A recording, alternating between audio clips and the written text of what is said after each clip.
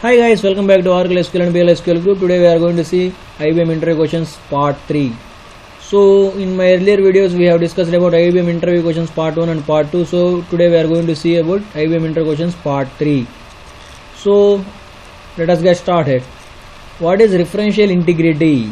The next question is, what is difference between union and union? This is a very important question, friends. So the difference between union and union is that union will remove the duplicates and it will allow only unique values. When you use union all, it will allow all the values including duplicate values. So but when you use union, the performance of the database will be reduced, but when you use union all, the performance will be increased. So when you talk about performance, it is better to use union all. What is a nested trigger? Trigger inside a trigger will be called as a nested trigger. How to check the third maximum salary from a employee table? Friends, you can retrieve the third maximum salary from employee table by using so many methods, but the easiest one is top. You can use the top keyword and get the third maximum highest salary from table. How to retrieve only second row from table? So this is a easy question, friends. I will comment this query in comment section. Next question, what is a cursor? Cursor is a temporary area or context area created by a Oracle database for storing the SQL statement results. So that means whenever a SQL statement is executed, the cursor area will be automatically created to store the details of a SQL statements.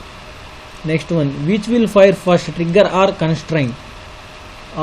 When you say which will fire first, obviously constraint, because constraint will be defining while creating the table, whereas trigger can only create after creating the table.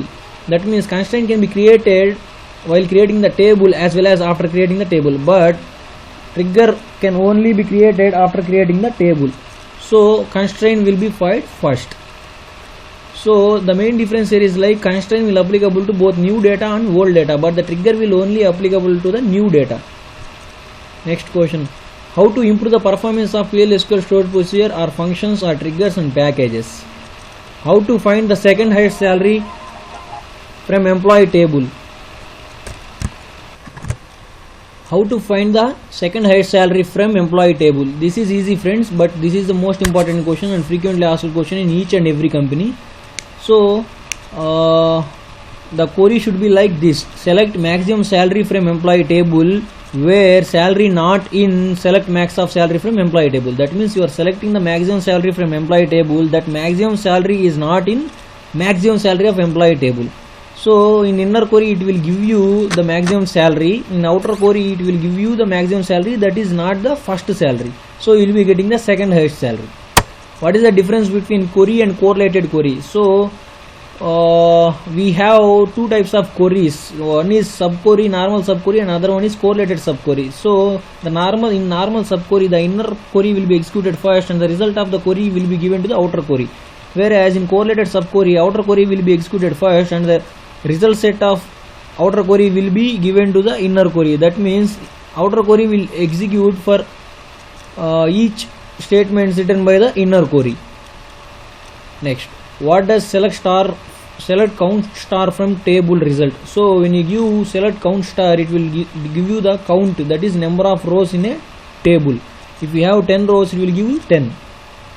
What does select count of 1 from table and what will be the result? So here the main difference between count star and count 1 is that the result will be same, but the performance of the count 1 will be good.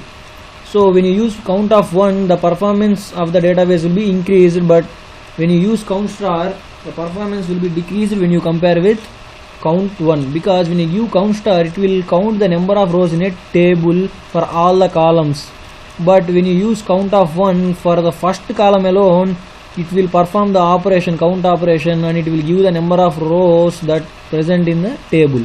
So it's better to use count 1 from table when you want to know the count. So thank you, friends. If you have any doubts or if you need any clarifications, please comment in my comment section, and please do subscribe to my channel for knowing more questions and answers related to interviews. Thank you for watching this video. Thank you.